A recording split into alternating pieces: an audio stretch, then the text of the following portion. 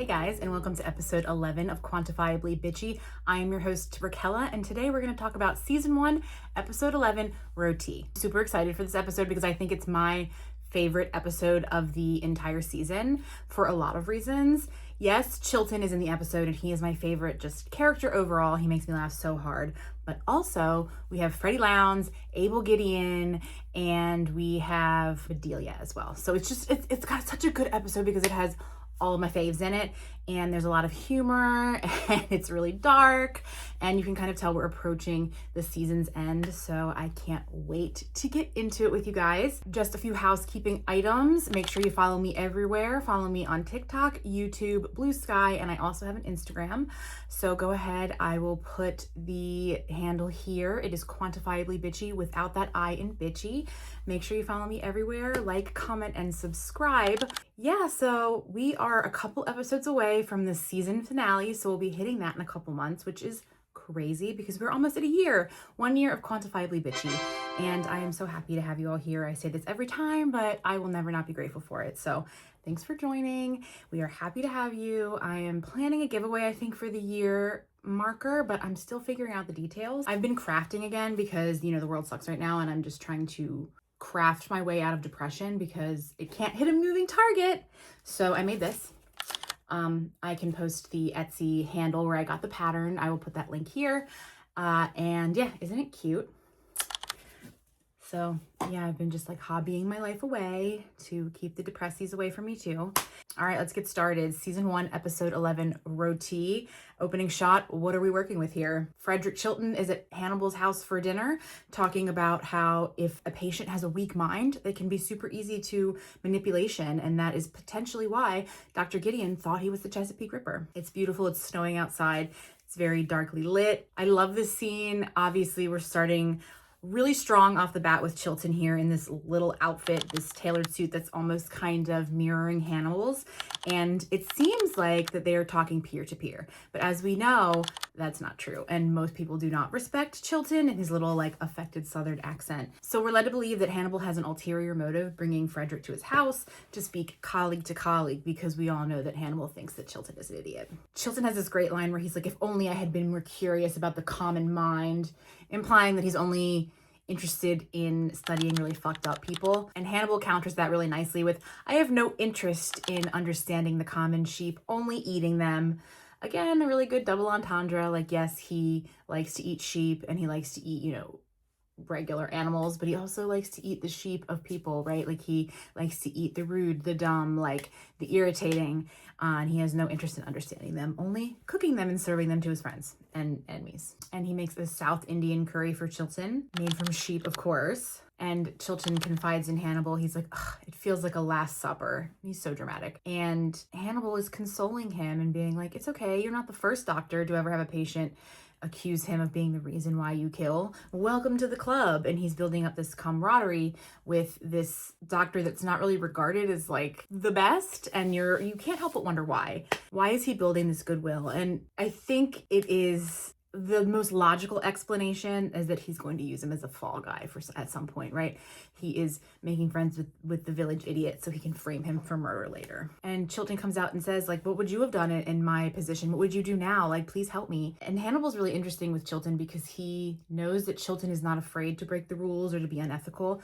So Hannibal can be kind of safe around him in putting those ideas in his mind. He's like, oh, I would deny everything.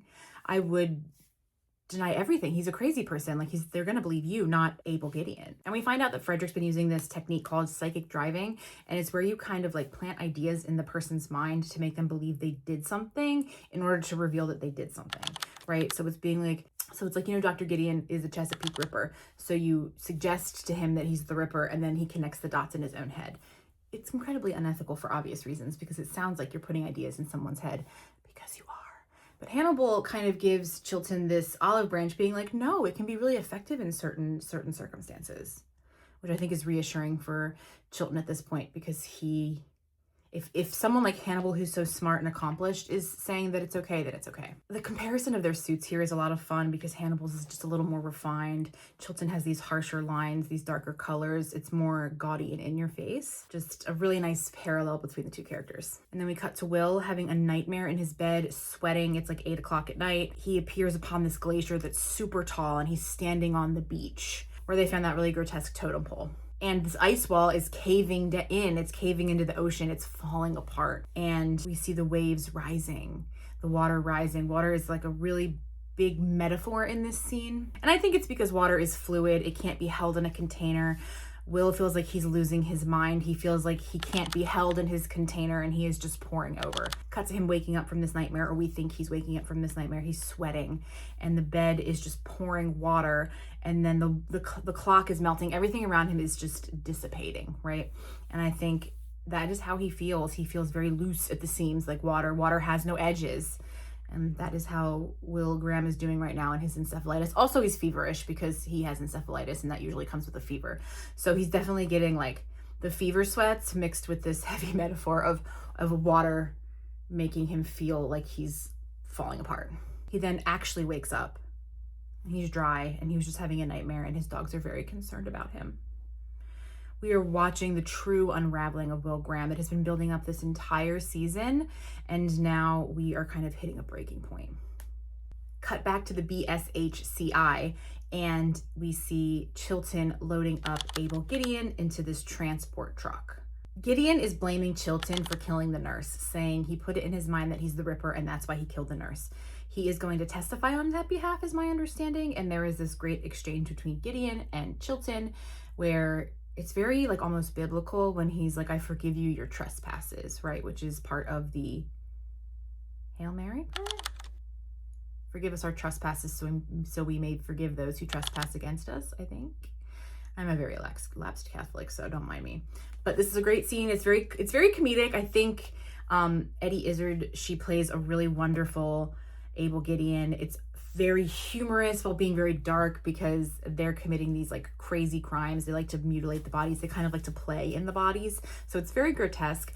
Pair that with this very silly, detached version of Dr. Gideon, and it's just a lot of fun. And we see Chilton here in this little bitchy coat. It has this great fur collar. His costuming is my favorite in the series. It's just over the top. It's really eccentric. I think it almost has a 70s kind of inspiration to it, which is a great era of men's fashion in my opinion. I think he executes it it's a little clunky. It's not super chic, but you can see the collar, the cuts of the suits. It's all very like feminine in a way because 70s men's fashion was like very tight and very flared in certain areas, and you kind of get that with Chilton with this ridiculous outfit, and I love it. Yeah, so Gideon is suing Chilton saying, hey, you were responsible for my actions actually. And Gideon threatens Chilton and is like, I'm gonna tell everybody that you told me I was the Ripper. And Chilton stands 10 toes down. He's like, no, you told me. He takes Hannibal's advice. Hannibal is already manipulating this situation. And nobody knows it, right? Like, he's not even present, and you can see him manipulating this situation. And Chilton is scared. Chilton is scared that people are going to believe Gideon because he is guilty, right? He does not have a clean conscience. Cut to Dr. Gideon in the transport car with his 2 security guards asking if they're married. I love this because Dr. Gideon just looks really normal, and it seems like they're all kind of having a regular conversation, but he's a psychopath. He starts ranting about his wife, how she was horrible, how he had to kill them. The guards aren't speaking. They're clearly very visibly uncomfortable. This scene is fun because we kind of get a taste of Dr. Gideon wearing relatively normal clothes, sitting around other relatively normal looking men, looking very normal and very just regular guy. And to see he has this very off-putting vibe while saying relatively normal things and then saying really crazy things. And then we cut to this nice little artistic montage of blood bleeding through a shirt. Another instance of where the murders are being shown off screen. We have to kind of draw our own conclusions about what's going on. Did Dr. Gideon kill them or not? And then we cut to the next scene where the transport truck is open and all of The people that were driving and the security guards are sitting next to a tree with all of their organs hung like decorations. Another really great big prop. Fuller loves a big prop. It reminds me of Baba Yaga, of Witches in the Woods, of The Witcher when you're playing The Witcher 3 and you have to go to the crone's cottage and they have ears hanging from the trees. It's very, very like folklore, scary, and it's a really great visual. And we don't get any narration. We just get Will jumping into the crime scene with the clock, with the pendulum, and he is Abel Gideon reenacting the crime scene. You can watch as Will is reliving this crime scene, that he is not his usual self, very quiet, very tampered. He attempts to go back in time and view the crime scene, and it looks like he is struggling to do so for like a split second. Then he transports himself back to being Abel Gideon, killing these security guards and the driver. Gideon manages to beat the shit out of everyone involved, disembowel them with what looks like his handcuffs, and then make this beautiful piece of art with the tree and their organs. It's really interesting how Fuller and team chose to portray Will's empathy disorder, because it almost seems like he is psychic, but it's very much just the easiest vehicle into showing us how he does what he does and how he's able to re-visualize these crimes. So it has this nice, almost like magical realism element that Fuller's work tends to gravitate to. So Jack arrives to the scene and they determine that Gideon doesn't know if he's the Ripper or not. He's kind of in this in-between land, and that's his mental state, which is a very dangerous state to be in. When you're unstable, that's when you're going to make the most chaotic decisions. And we really zoom in on these organs hanging on the tree. It is probably one of my favorite props so far. It's just really scary. It's really artistic. You can hear my dog barking. We find out he kind of like robbed the cops. He took their guns, he took their weapons, he took everything. Will determines that the Chesapeake Ripper would not have left the organs behind because he's eating them. But he's definitely trying to get the Ripper's attention, and we know that to be true. And then we find out that Gideon walked and left the crime scene and they were headed back to Baltimore. And then we cut to one of my favorite shots in the whole series. It's Chilton reading this book with a magnifying glass, and Rollo Esparza just does a really good job emoting and with his facial features. So it's just a silly scene, especially after like finding out that your patient is lost. And he's very sarcastic. He's very kind of like a little shit about it. He's like, oh, you think this is my fault too? Just blame everything on me. Why don't you? He's very much like playing the victim and feeling sorry for himself and kind of using that to his advantage here to not get blamed for anything. Chilton is his number one, right? He is only looking out for himself. Chilton also tries to put this all on Alana. Like at this point, he is desperate to be seen as innocent, so he's grasping at straws, which just makes him look more guilty. But he's like, Alana, you are definitely to blame for a lot of this. You understand that? Like, you put it in his head that I was manipulating him. Where she's like, yeah, you were. Like, I didn't put it in his head. I discovered what was happening. Those things are very different, but he's trying very, very hard to manipulate here. And Dr. Bloom is getting pissed about it. It's so funny when I first started watching this series because I am a big fan of Law and Order SVU. I watched the whole thing from like the first season over the pandemic, and Raul was definitely one of my favorite ADAs, right? Barbara's like my boy. And I was like, oh, what else is he in? And I noticed Hannibal, and I've been like a lifelong Hannibal fan. So I was like, fuck it, you know, like I will pull the trigger and watch the show because he's in it. I think it's so weird that he's cast as Chilton. Like before I saw it, I was like, it's just, what an odd choice for casting, like knowing the original Chilton actor and seeing the original Silence of the Lambs. I was like, what could he possibly bring to this character that would feel in any way similar to the original portrayal? And he gets the pompousness exactly correct. It is exactly like the Chilton in the Silence of the Lambs. I feel the thread between the two of them. They may not visually look the same, and they may not even always act the same, but I definitely feel that energy that is Frederick Chilton from the Silence of the Lambs. So another reason why he's one of my faves. Chilton does a lot of deflecting in this scene. He remains a smartass, and it's like really pissing off Dr. Bloom and Will, who don't particularly care for him to begin with. He's like, you lost him. I don't know how you would ever sleep if he started killing other people. How would you deal with that? Very much pushing the blame of things that maybe he should be feeling onto these other two people. Meanwhile, Will is slowly losing his mind to the encephalitis in the corner. And Chilton flat out lies here. He's like, the last thing Gideon said to me was that he was going to tell everybody that he was the Ripper. And as we know from a few minutes prior, the opposite of that happened. So Chilton is taking this fucked up situation and using it to his advantage to make himself seem innocent.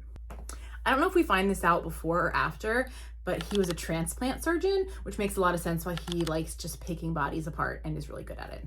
Cut to Jack and the FBI briefing everybody that this crazy criminal is on the loose, and Will is having a hallucination of Jack delivering this speech in the antler room. And it's this great combination of reality and this distorted hallucination that Will is going through because of the encephalitis. And Jack is a great person for this scene because Lawrence Fishburne can be really loud and like really intimidating, and he just delivers those lines so well. And it's just this very overwhelming moment for Will. Sweating in the antler room, Jack yelling in his face. He's losing his mind. I think the funny part is everyone thinks Will is like just a little off, and that's why he acts all twitchy and weird like this. And normally that's true, but in this specific case, it's also the encephalitis. Cut to Hannibal and Will in therapy. He's explaining his hallucinations to Hannibal and that he's having a really hard time feeling like himself and like clearly something's wrong. And Hannibal is watching him like a little slutty bug in a jar. Poor Will's like, I feel crazy. And he doesn't use that word lightly because that is what he fears the most, as Hannibal says. He fears not knowing who he is, which is a great thing to remember and tuck back for later when we explore this relationship with Hannibal and Will further. It's also what Abel Gideon's afraid of, not knowing who he is. Again, this procedural element, these other villains, these other criminals telling a story about Will and Hannibal and themselves and their relationship with each other. And Hannibal's like, I bet Gideon's trying to find the Ripper to gauge who he is, which is interesting because we know that Hannibal's the Ripper. He promises Will that he can be his gauge for sanity. Bullshit. We find out that Gideon didn't remove the brain from these victims. He just went into the head and scrambled them, which is even crazy, but also like a metaphor for how he's feeling. And a metaphor for Will too, because he turns to the morgue doors and water is pouring through them because he is falling apart and losing his edges and just collapsing into a puddle. And Gideon is saying, all of the doctors in my life have scrambled my brains, but kept everything else.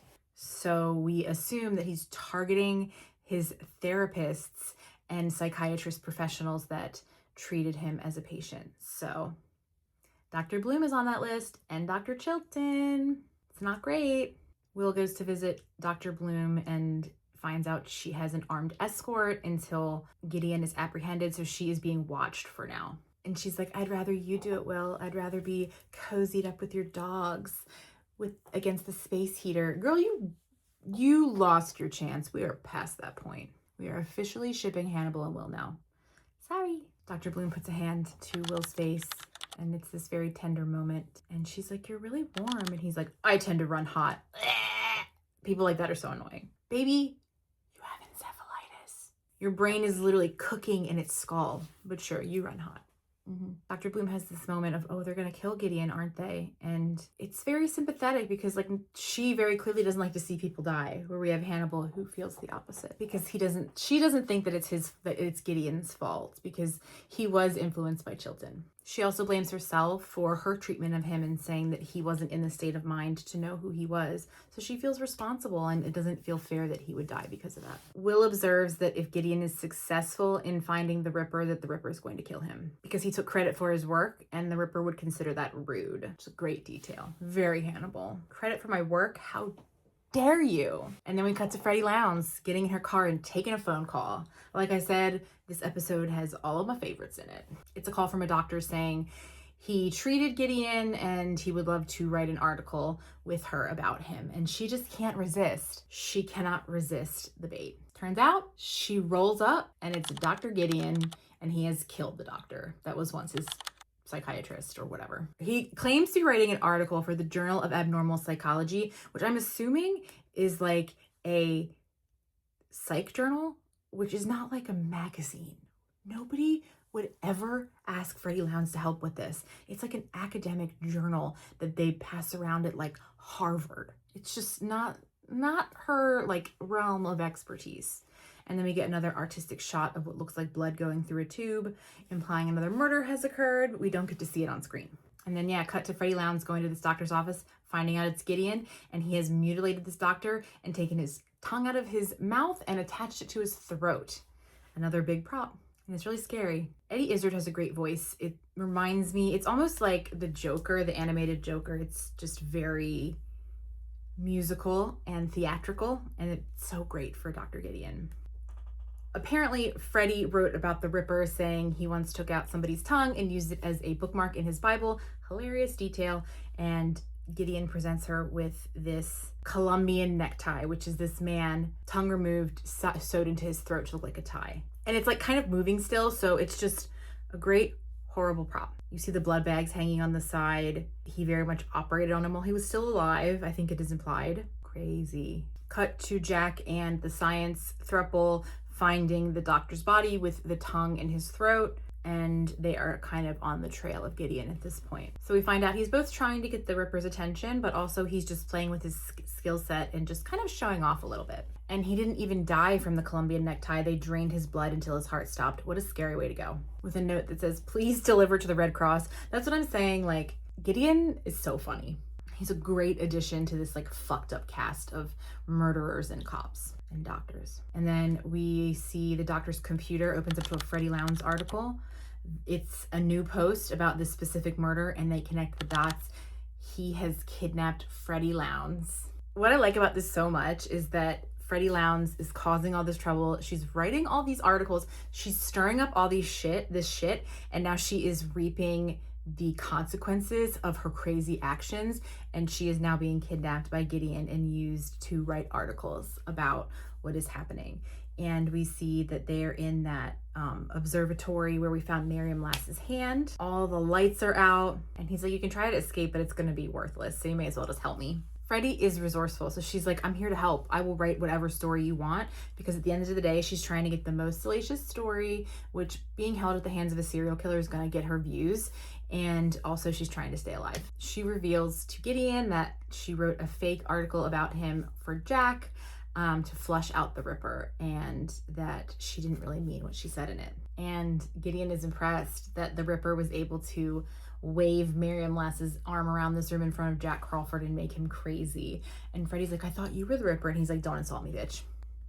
Play along. And then he gives this great monologue about memory and how what he feels like a memory from childhood, but turns out it's just nothing. It's just from a book he read. Like, it's like this ridiculous example of being like, yeah, it's not even a memory. It's something I read from a book 100 years ago. Is it my memory or does it belong to somebody else? And Gideon, once again, Freddie's always being used to kind of lure the Ripper out because we know that he reads her stuff.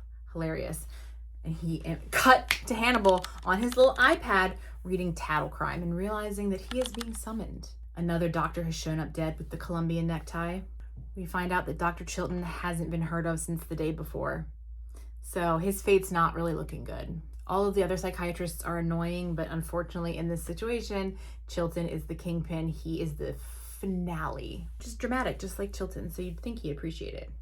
But he wants to stay alive. And then Will connects the dots. Gideon did not kill both doctors. He only killed the first one, which we saw. The second one, the Chesapeake Ripper killed. Because if there's one thing that Hannibal loves to do, it's to piggyback on another murder so he can get some lunch meat, you know? It's also a nice metaphor to, or I guess not a metaphor, but it's a nice like mirror to Hannibal taking credit for Gideon's work. This nice parallel. And he's telling Jack where to catch him. Where is the last place you saw a severed arm, Jack? Because one of the victims is missing an arm. Hannibal is directing them to the observatory so they can catch Gideon. And then we cut back to Gideon and Freddie Lowndes in this observatory with Dr. Chilton laid out on an operating table and Gideon getting ready to fuck his shit up. I love that Freddie has the ambu bag, right? The ambu bag is going to be used for, it's like the replacement of like anesthesia and breathing. Like, it's manual, so she's controlling his breaths by squeezing this tube. I love that she is just right in the middle of it. Again, consequences of her own actions. She's getting the story close up. We find out that Chilton is going to be awake while Gideon is performing this surgery to remove his organs. And you can see Frederick kind of falling in and out of consciousness. He says, with the patient awake, it reminds me that there's a real person in there and not just like a lump of meat that I'm like rearranging and messing around in. This is the beginning of a long series of tragedy for Chilton. He becomes kind of a punching bag for Hannibal and Will and Gideon. And this is like the first in a series of him just getting his shit rocked by these people. And wake surgery just seems like the perfect way to start this chain of events. I love this too because Chilton's like, no, you're not the Ripper. Fine. Like, my guy, we are past the point of negotiating. Like, you are strapped to a table about to get your insides cut open. Like, nice try. And Gideon's like, oh, you were inside my head? I'm about to be all up in your organs, baby. He's like, fair trade, I guess. It's only fair I get inside your belly. I think this is a great scene, like very well acted too, because I think Dr. Gideon has the feel of a surgeon, the way that he's holding the scalpel, the way he's introducing Freddie as being like, this is my nurse, this is my anesthesiologist. Like, it feels very much like muscle memory, and it just feels very accurate to the character. This is a great body horror scene. We're watching Chilton watch himself be cut open, and Raoul plays him very pathetic. So there is humor to this for me. Like, I laugh when I watch this scene because Freddie is horrified. Like, she is realizing she fucked up. She is realizing this is no longer children's play, but she is also tough, and she doesn't flinch, doesn't get sick, keeps Chilton alive with the ambu bag. I can't. We see Gideon removing Chilton's organs and him starting to kind of code and pass out. Gideon slapping him and being like, hey, wake up. You're going to witness this. Like, I'm sorry, you're not about to die while I'm torturing you. Like, this is the point. With the bloody handprint on his face. It's so funny. The bloody handprint on his face. Like, yeah. And Eddie Izzard, she's able to play this character just like so calm and be like, what's next? As he's kind of like coding on the table. And then jump cut to Jack and Will hauling ass to the conservatory to see if they can catch Gideon. And Jack's like, I want you to wait in the car. And Will's like, that's probably a good idea. And here we go. Will's like, I don't feel good. I feel like I'm spilling. Hence this water metaphor, but also the fever sweats because he has encephalitis. And Jack warns him, like, if you're not careful on this job, it can compromise your immune system, which is what happened. He basically worried himself into encephalitis. Stress can cause physical symptoms. Like, it can really hurt you. And Will says it's hard to shake off something that's already under your skin. And it's true. Like, even in the beginning, Dr. Bloom was like, you can't let him get too close. Like, we are past that point. We are far past that point. We see the FBI lining up around the conservatory with their guns and their bulletproof vests about to go in and ambush it. And we don't know if Gideon's in there or not. We don't understand, like, the passage of time, the timeline that's going on here. Knowing the show as we know it, it could very well be out of order. And we see Will in the car waiting, the blue and red lights in the back, water pouring down the windshield, and it's like, but it's not raining, so he's hallucinating. Jack with his fucking shotgun, his favorite weapon. Will gets out of the car. Like, get in the car, Will, what are you doing? And he's following them up, even though he was specifically told not to do that. He's sweating, even though it's very cold out. Pan to the side of the conservatory, and we see the stag, the ever-present stag. Death is near. It has gone into the woods, which is where we find out that's where Gideon went, into the woods. Will follows the stag, and everyone else is too distracted, breaking into the conservatory. We see Freddie Lowndes keeping Chilton alive with the breathing, manually breathing for him with the ambu bag. He's holding his own guts, and it's just a crazy scene. It's a crazy visual. It's just a masterclass in body horror. There's so many elements to it. It's a lot of fun. Chilton kind of holding his own guts, keeping himself alive is like a very fun visual. And to Gideon looking at the conservatory from the woods where Will went to follow. We see Gideon walking over, getting into a car and being like, I assume you're the Ripper. Are you the Ripper? And of course, we're supposed to be like, oh, Hannibal's in the back of the car. Wrong. It's Will. And he is losing his mind. Will has a gun to Gideon, and he's like kind of sweating and shaking and like very visibly sick, being like, turn around. And we see Will hallucinating Gideon as Garrett Jacob Hobbs. And so he doesn't think he's capturing Gideon at this moment. He thinks he is capturing Garrett, who we all know is dead and who's getting his bag this entire season. And Gideon's like, I may be crazy, but you look ill. The only crazy person is the only one that's able to acknowledge Will is sick, other than Hannibal, who knows and is like keeping it secret on purpose. Smash cut to Will showing up to Hannibal's with Abel Gideon. Hannibal's house. He shows up to Hannibal's house with Abel Gideon. He's talking to Hannibal. Gideon's just sitting in the chair, scared to move, and just watching the scene as the two of them interact. And Will's like, tell me if he's real, and points to Gideon, who he thinks is Garrett Jacob Hobbs. And Hannibal's like, I don't see anybody there, Will. That's crazy. Because this is a perfect opportunity for him to send Will on his way and do what he needs to do with Gideon. We see Will looking at the chair and nobody's there. Will's having a mental breakdown. He starts to have a seizure. He starts to cry and have a seizure. Hannibal's trying to get the gun from Will while he's seizing. He snatches it. He looks at his pupils. It appears Will has had a mild seizure. And he's like, it appears he had a mild seizure. And Gideon's like, you don't seem worried about that. And Hannibal's like, I said mild. Such catty dialogue here. I also love this visual of Hannibal's dining room table because there's these 3 huge eggs, and I think it's supposed to, represent Gideon, Hannibal, and Will here. It's just very simple. Usually he has like a whole spread, but it's just these 3 eggs. Which one will hatch? Gideon asks Hannibal if he's the Ripper, and he's like, terrible thing to have your identity taken from you, isn't it? And Gideon's like, I take it back. I am not the Ripper. Have fun. One thing about Gideon that I like a lot of things about Gideon, but they know when they are defeated and not to push it. And he's like, I'm not the Ripper. That's fine. You can be the Ripper. But remember, you should see all the pieces I got out of my psychiatrist, just to remind him that he's also crazy and he can fuck shit up just fine. And instead, I always thought that Hannibal would kill Gideon right here because of what Will said.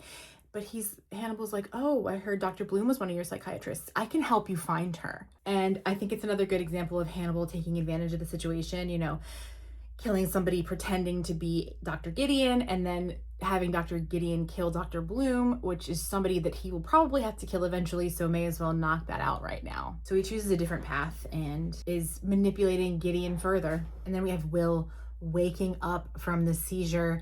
Dr. Gideon is gone. Hannibal is giving him a series of tests, being like, say your name, move your arms. Let's make sure you didn't have a stroke. Give me a smile even though you don't want to. And we get this ridiculous Will Graham smile that gives us a genuine Hannibal smile, which is very cute.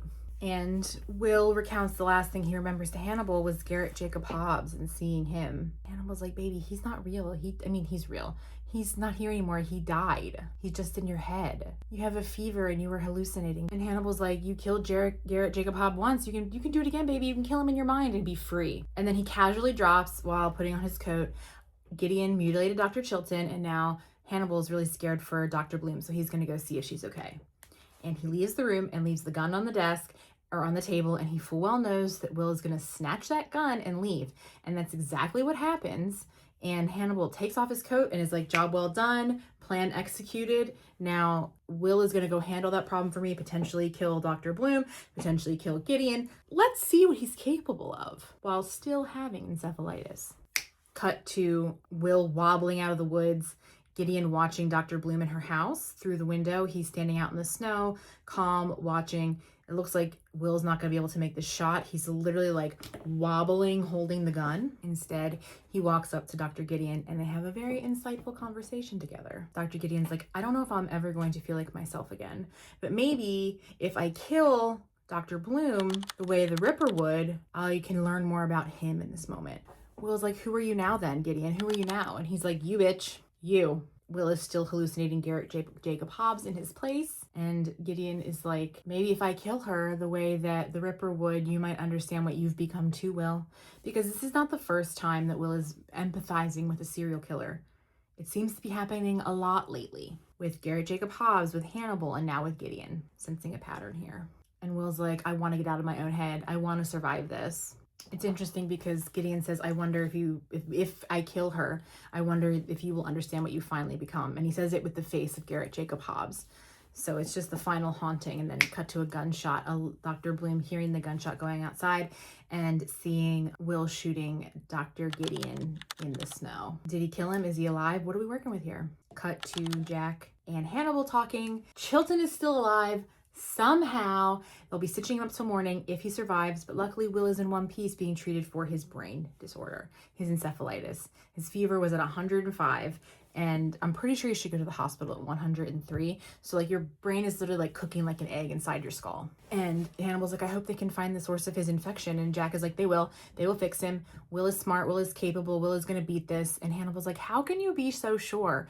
And it's because of the trauma of Miriam Lass, right? He can't even fathom losing somebody else. So he's just not going to. It's not an option. Bella died, or she's dying. And he lost Miriam Lass. Like, he's not going to lose Will. He's acting like he has a say in it when he most certainly doesn't. And he's like, Hannibal, you and I are just going to have to disagree on who Will is, who we think Will is. Hannibal does not like that. He's like, I know who Will is. I know him. That's my man. That's my boo. Will knows who he is. But our experiences shape us, Jack. How is this going to shape Will? Is this going to break him or change him? Hannibal knows the answer. Change him. We see Dr. Bloom at Will's bedside, holding his hand, being there for him. She holds a lot of guilt with her, as we saw with Gideon, and she definitely feels responsible for Will too. Guilt is a big driving factor for Dr. Bloom, which is not always a good doctor make, And like I said, all of my favorite characters in this episode. So we end the episode with Hannibal having therapy with Bedelia, and he's talking about Will Graham and how he's troubled. And Bedelia clocks him because she's like, is it a professional concern or personal concern? Because these are very different, and he is your patient. So like, you're going to have to either step back from being his patient or step back from being his friend. You cannot have both. That is unethical. And again, does not a good doctor make. Hannibal's like, I can fix him. I see his madness and I want to contain it like an oil spill. Bedelia accuses him of being more into Will Graham's mental health than in Will himself. And Hannibal's like, oh no, he's my friend. How dare you say that? Even though he was studying his encephalitis just to see what was happening, Bedelia sees him very clearly. Well, not very clearly, but the clearest out of everybody else right now. Hannibal is like, Will feels things differently, and so do I, and we have that thing in common, and I'm finally getting to share that with somebody. Do you see yourself in his madness, she asks. And Hannibal gives her this non-answer. This is just like them talking in riddles back and forth for this like last few minutes. He's like, do you see yourself in the madness, right? Madness can be a medicine for the modern world. And Bedelia's like, okay, but if you overdose, then it can have unfortunate side effects. Bro, what are we talking about? What are we talking about? It's just Bedelia constantly being like, maybe you shouldn't have this man in your life. Maybe it's unprofessional. Maybe it's toxic. And Hannibal's like, no, I must have this man in my life. In these moments, we know he's not giving Bedelia his like full self, but I think we see him very vulnerable about Will with Bedelia in these scenes in comparison to all the other scenes. We see this admitting that he's kind of into him. And that's where Bedelia's like, okay, you got to choose being a friend or a patient. You can't have both. Hannibal doesn't like that. He wants both. And he's going to take what he wants, period. And then the episode ends. Again, this is my favorite episode of season 2. Season 1, it has all of the best characters in it. It has Chilton getting his shit rocked. It has Dr. Gideon being hilarious. It has Freddie Lounds kind of getting what she deserves, but also handling it with grace and style. And then we have Bedelia speaking in riddles with Hannibal at the end. It's just this full circle of Will losing his mind, having the encephalitis, coming to terms with the fact that he's losing his mind, and Hannibal really manipulating the situation and kind of understanding that he has feelings for Will now. We are 2 more episodes, and then we are done with season 1. I cannot wait to get into season 2 with you guys. I love season 1 and I love season 3, but season 2 is my favorite. So all of next year, we're going to be delving into my favorite season, and I cannot wait. I hope you had a good time. I did. Love this episode. Like, comment, subscribe. Follow me everywhere. Quantifiably bitchy without the I. My name is Raquella, and I am your host, and I will see you guys in a month. Bye.